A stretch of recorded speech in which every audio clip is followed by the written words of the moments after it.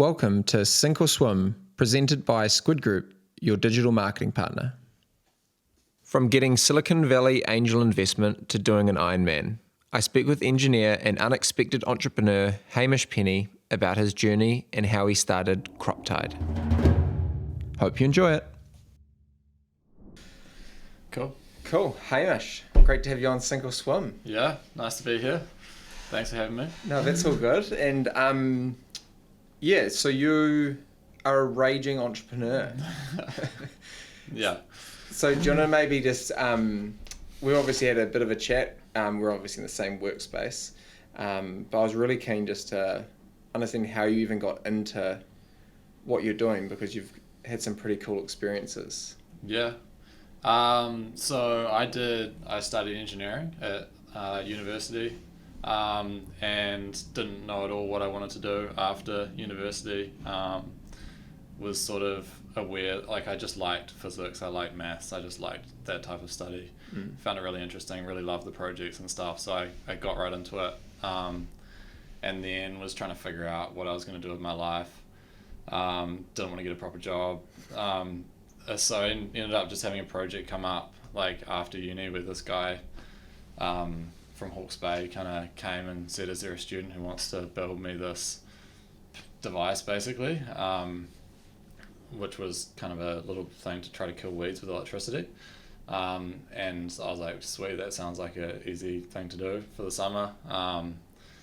Did that and then kind of got to know him and kept thinking like, I don't know what I want to do, but ended up sort of snowballing into doing a master's project, which he sponsored through like Callaghan Innovation, the government thing, and ended up kind of down this path of finding a technology that we thought was pretty cool, talking to some growers and thinking there was a business opportunity, and then we kind of started a business. Like every kind of step of it, I was just sort of not really conscious of what the one after that was going to be, but ended up sort of having the startup, and pretty early on met a venture capital guy from ISAS Ventures in Auckland, Robbie Paul, who we met in Havelock North sort of because he knew my dad, and he sort of liked the idea, and we kept in touch and kind of ended up funding the company pretty early on. I ended up the CEO of a venture capital funded startup, sort of just having not really meant for it to happen at all. And how old were you when that all first happened? I would have been maybe 24 when that all kind of initially happened. Yeah. So it was 4 years ago. And did you have ambitions to actually start a company, or? Nah, not at all. Nah. Not until I guess I just was sort of passionate about doing something that would make a difference. And I guess the fact that I didn't want to work for myself, like kind of, there's only so many ways to do that. But I guess decided that that philosophically the easiest way to make a difference was through like a for-profit company rather than through something which was like non-for-profit or advocacy or whatever. Because I feel like the big problems we're facing as a human population on the planet, like we're going to have to find for-profit ways that work in with economics and work in with capitalism for us to actually be able to solve those problems. So that was part of the sort of philosophical background to how I guess I ended up on that path. And so with what you're doing right now, what actually before we even go into that, what with this like weed electrifying thing, is that kind of like I saw an AI robot a while ago, and it was massive and it would just drive through crops of fields and it was just like electrocuting weeds? Is that pretty much what we're talking here? Yeah. So there's a couple of things. That might have been lasers. I don't know if it was electricity or lasers. Yeah, maybe. I don't know. Because basically there's just this huge problem with herbicides. Like Roundup is pretty bad for soils. There's like the EU's banned it. There's a lot of pressure on not using Roundup. Well, I think there's also been multiple cases right now in the States with Roundup where they've safety like for applicators and stuff. So there's a lot of push away from that, plus like regenerative agriculture where people are trying to build carbon content in their soil, which is good for a whole variety of reasons. And through putting these types of chemicals, you reduce the biology and have negative impacts is the theory. So there's quite a lot of push to find non-chemical or non-herbicide ways to actually kill weeds without damaging the soil biology. And lasers is one. The one we were doing is pretty cool, like low energy electric weeding, where you just kind of zap them and then like with like a little gun, like you'd walk down the thing like pow, pow, pow, pow. You have to physically touch them. You like contact them with a metal plate, and then you just click a thing and instantly it sort of zaps it, and then nothing happens for a week, and then it starts dying. Still haven't fully understood why that is actually, but yeah, it's pretty cool too. It was a really cool project. Random. Yeah. And then so you went from that into what you're doing now. Yeah. Which is Croptide. So Croptide is all about having data directly from plants that's enabling growers to make better decisions and have better environmental outcomes. So the sensor, like we've developed a physical sensor, which has kind of been the key of the company, which is sort of plugs into the stem of the plant, and it's like an electrical measurement of the tissue within the stem, and then from that we're drawing out insights that growers can use to make decisions. So rather than for irrigation, for example, rather than using soil moisture and other things, they can have the plant sort of tell them exactly what it needs. Really? And then is there one specific, like, could you use that on like obviously I have plenty of avocados and kiwi fruit, but could you also go and use it on like mandarin trees and everything else? So it's like, it's diverse, it's not just one. Yeah, for sure. So anything with a permanent stem, it should be able to work in. Wine, apples and kiwi fruit are the three crops that we're focused on at the moment. We've done a little bit of work in almonds. We've got one site, we've got some cherry trees, any other stone fruit, nuts, others, avocados, as you said. Like there's quite a few different crops that it can apply to. Huh.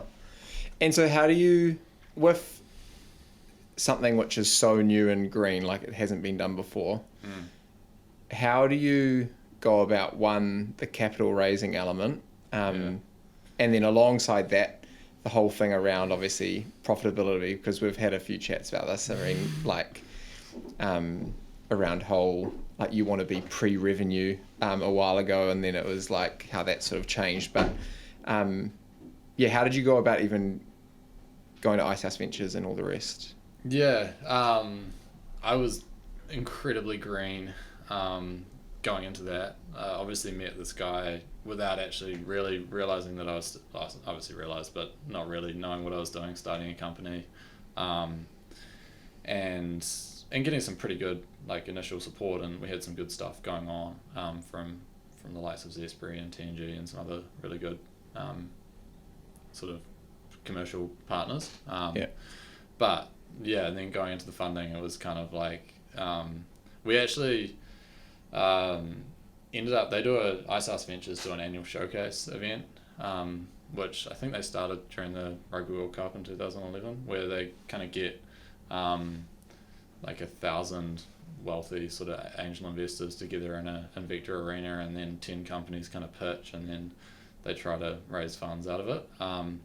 We did it, we got asked to do it, and I was kind of going like, that's a pretty incredible thing to be trying to do, like with no experience in what I should be even saying or anything. But and then COVID hit, like lockdown happened like a week before it happened. So basically, it was pre-recorded, happened on Zoom, and then we did like a Q&A session afterwards. And we ended up, there was obviously COVID, so there was a bit of like money around and low interest rates and stuff. So it was a relatively easy environment to raise money in.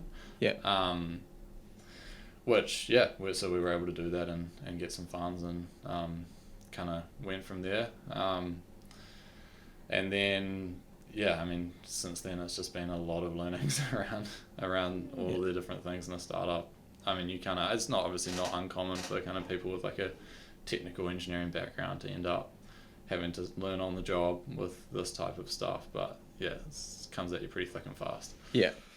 So tell me a little bit more about like how you actually make where your business is now and how you actually get a startup like this to being revenue focused, and at what point that kind of even starts to happen, because there's obviously the whole R&D component, but then you then at some point have to make a profit for investors. Yeah. So there's certainly like different types of businesses, and venture capitalists are almost always trying to place bets on companies that will be able to make oversized returns, that because they'll invest in 10 companies and only one or two of those might really win, and then hopefully that'll make back the losses on the other companies. So it's a little bit of you need companies that are trying to do something that could become really big, like billions of dollars sort of big.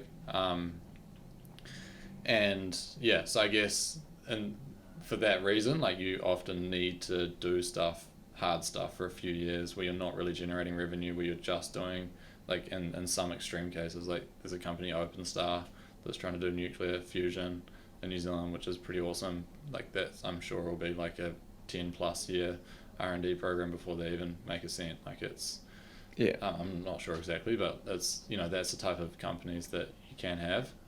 We're not that extreme, but obviously like have had venture capital investment to allow us to develop a pretty new to the world product. Like no one can do plant-based sensing in the way we can do it. And then you turn the switch on and validate that, you should have already validated there's a market, but you start to actually go and commercialize it, and aim to grow really quickly with that differentiated product that you've created. And how does it work with risk then? Because where does the risk sit? In that case, like for me, for example, with my business Squid, but then also the other little businesses which I've started alongside that, like software companies and things like that, all the risk sits on me. So any money that I put in basically is mine. But with this, do you have, or do startups like this, where does the risk usually sit? Yeah, so it kind of depends. I mean, a lot of founders, and us included, like bootstrapped early on, where basically we are self-funding in order to get some traction, get some initial people that want to try it, some sort of technological proof that what we're doing works, and then sometimes do like family and friends type of like capital raising, where you just get people to put some money in, and then you would do like a venture capital round. So I guess early on you might be putting your own money in, and that's at risk until you're ultimately able to make a profit or sell the business. But yeah, I mean, there's not like the venture capital investor money, like it's not going to be paid back unless you can sell the business. So the investors are certainly on the journey with you, but ultimately everyone's incentivized, because if you can win and succeed, then there's a significant financial payback that everyone could have. So, yeah. And with what you guys are doing right now, you've had Kiwi investment round 1, right? And then round 2 was now you've had States investment? Yeah, an investor out of Silicon Valley, yeah. Cool. And how did that all come about? So we ended up meeting this guy very early on and raising money for the second time, and sort of made the connection, and then it was very difficult to raise money through the first half of last year, as everyone was sort of wondering what was going to happen with the world and interest rates going up, and was the world kind of ending financially. So no one really wanted to invest in companies like us as much, and so we were kind of running out of money. I ended up in Auckland.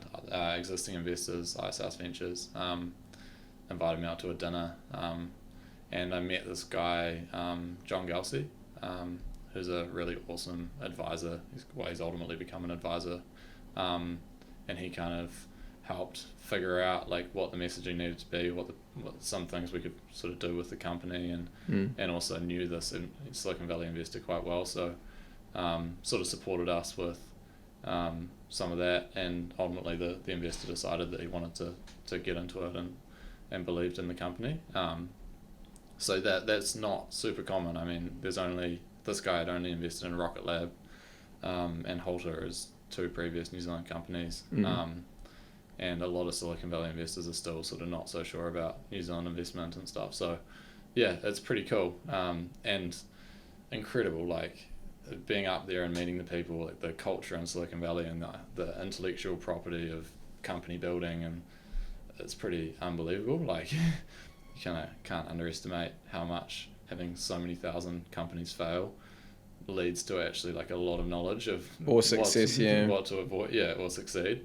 A lot of knowledge on how to do it, and the mindset that people have is, I mean, in America in general, I guess, but particularly in that area, like, is very intense and focused, and it's pretty cool. Like, it's a cool environment to be a part of and to see, and I think we've really benefited, and I certainly have, from being around, having some amazing advisors who are from that background, and investors obviously as well now. And what would you say some of your biggest learnings from like that trip would have actually been, like biggest takeaways? So the investment round we did over Zoom basically.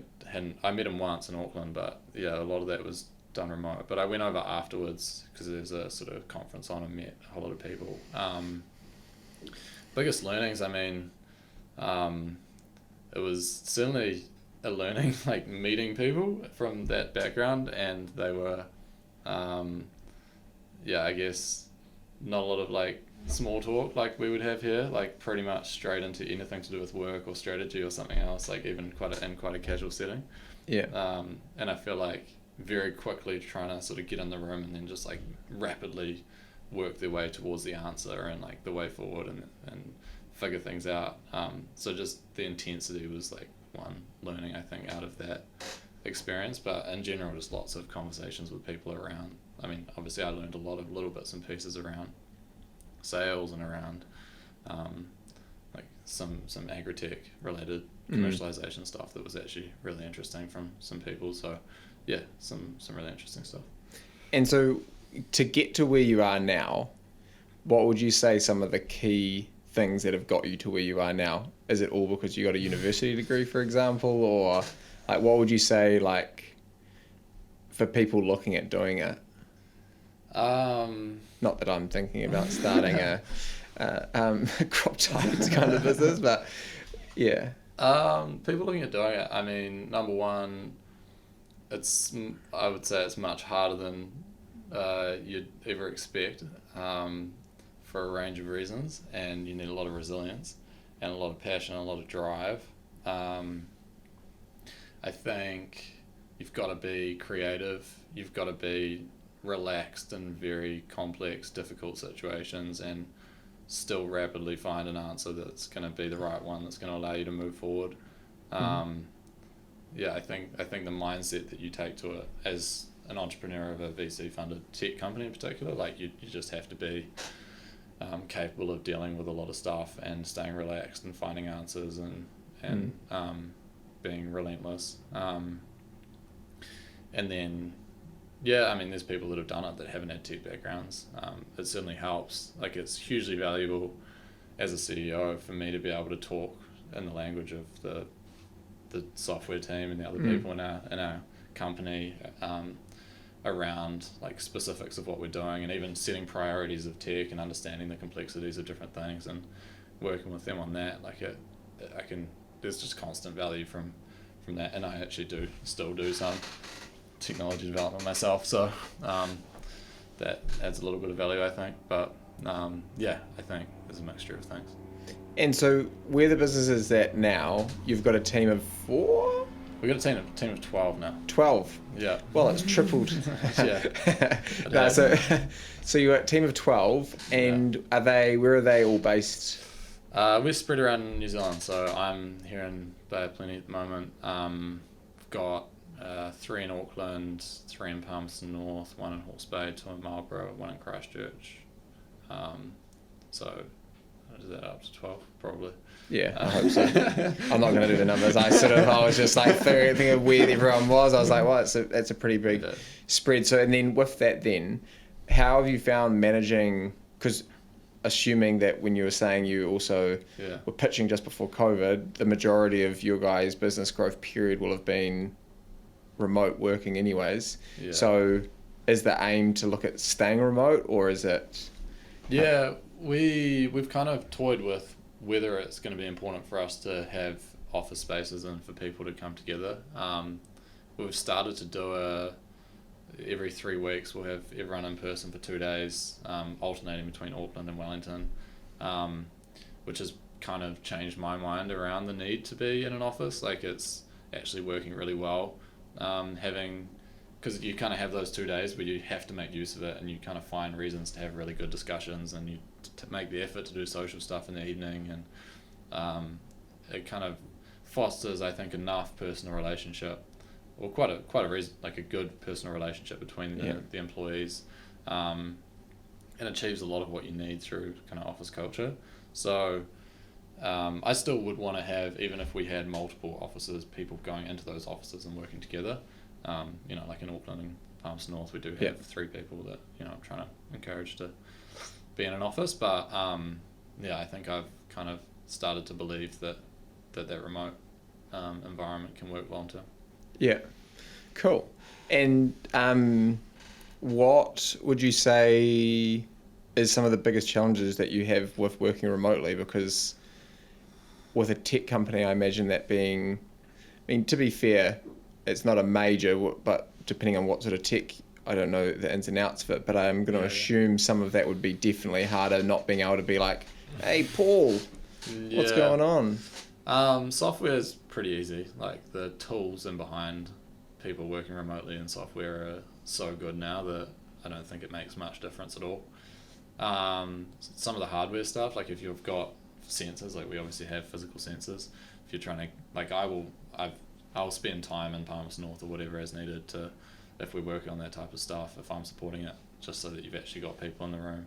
It's a lot easier to be next to each other, working on that type of work. But other than that, I mean, we've got people in region and places like Marlborough where we can deploy sensors very quickly and test them in the field, on commercial sites, and see what's happening and test new updates and different things. So for the most part, it's not too bad, but sometimes the occasional sort of like, we don't have this part that we need for doing some testing, it's in bad planning, whatever it is, you haven't quite got things sorted, but it's not too bad.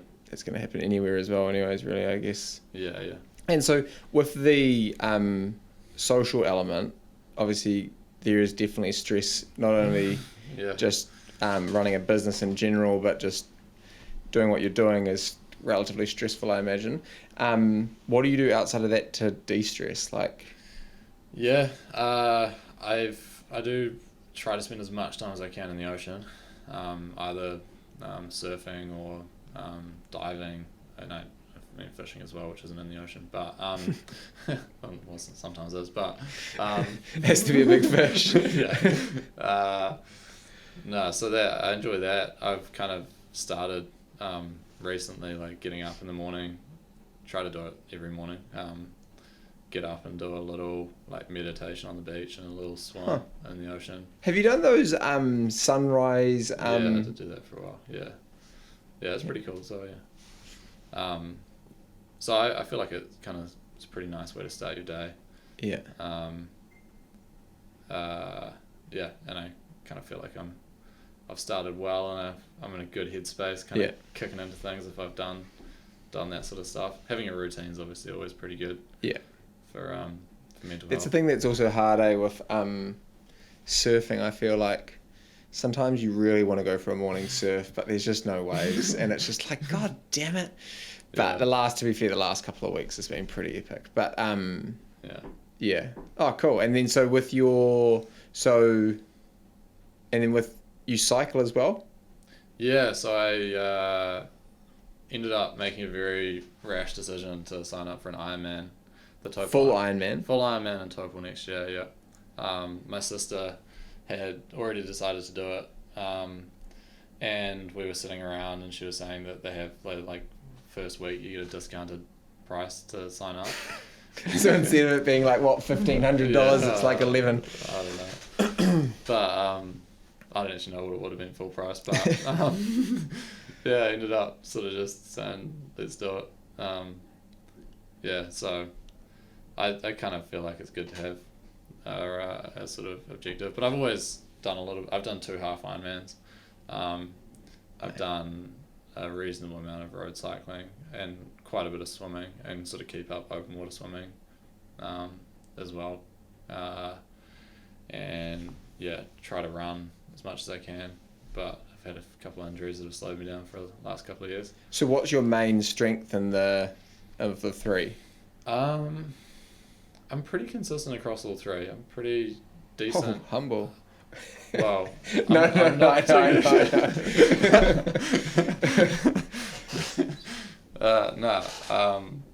I'm pretty decent at all 3, but not particularly good at any. I would say like I'm comfortable swimming. I'm sort of mid-pack swimmer, probably pretty mid-pack cyclist, and pretty mid-pack runner. And so would you say though that like which one do you prefer doing? Because like usually from the triathlete world of people I've met, usually people have one that they don't like doing. Yeah. Or they avoid kind of doing like, and it seems to be swimming is often the one that people kind of avoid. Yeah. But I was interested to know what your... Well, I think I'm fortunate that I really like swimming. Yeah, I kind of did competitive swimming for quite a while when I was growing up. And try to get out at Lake Taupo mainly. And that's just so beautiful, like, especially open water swimming. Pool swimming can get a bit boring, I sort of struggle with sometimes, but I love open water swimming. Really? That's pretty cool. Yeah, and running and biking are great, yeah. So I don't, really have one that I'm like, I guess just being fortunate, having done maybe competitive swimming and stuff, I quite enjoy that. Interesting. And so with your spearfishing then, what's the coolest thing you've ever hit? Or caught, I should say. I've only just got into it. Oh, really? Yeah. I've got 2 fish which weren't that amazing. Oh, really? Have you got the pulley trigger one or the sling spear? Just got the pulley trigger one. Yeah, so hoping that's going to help my game. That's the only time I've only ever done spearfishing twice, and I've only used the sling spear one. Yeah. But I got a parori, which was my loud and proud moment, coming up with the fish just waving around. It was sick. But then I got hit by a spear also. Hit a rock and bounced off and hit me and cut me, so I haven't really done it since. But gotta love some spearfishing. You got hit by a spear? Yeah, legit. Like it was like my mate hit this rock, bounced off, boom. Oh man. But hey, it's a good story, you know? And I've got a cool scar. You know, my girlfriend actually thought I got attacked by a shark for quite some time because that's how I first ever told her when she saw it. Yeah. And only maybe 3 years into our relationship did she eventually realise that it actually wasn't anything from that. So it was good. Yeah. Cool. And then so final question: if you had one superpower, what would it be? One superpower. What would it be?